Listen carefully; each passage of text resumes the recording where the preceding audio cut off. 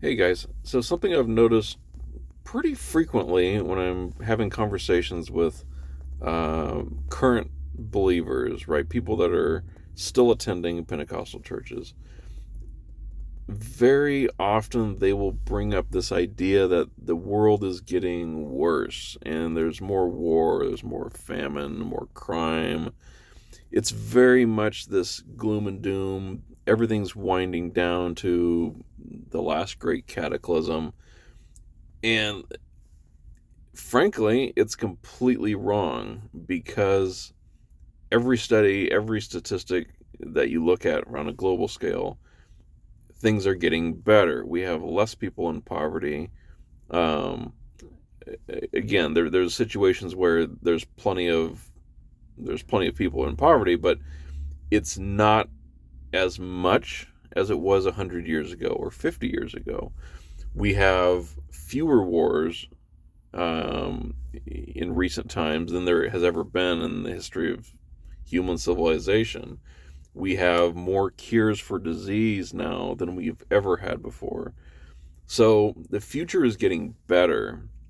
I think this concept of that everything is getting worse and everything's getting, they the whole point is that they want to generate fear. They want to generate uncertainty because then they're going to sell you the solution. They're going to say, well, everything's just going to hell in a handbasket, so you got to come into our church. That's really the whole mentality, is just to try to create uncertainty in your life so that they can sell you some form of certainty, which is, misguided, but that's the whole point. It's just a tactic.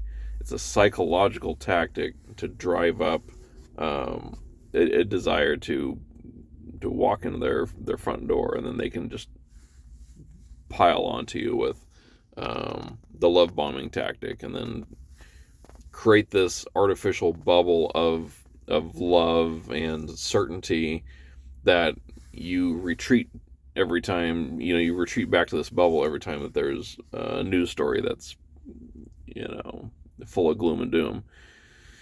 So just recognize it for what it is. We have to look at the big picture. The world is getting better gradually as we better understand human psychology, as we come up with better ways of handling oppressed minorities. Don't believe the stories is my point. So, all right, guys, we'll catch you on the next one later.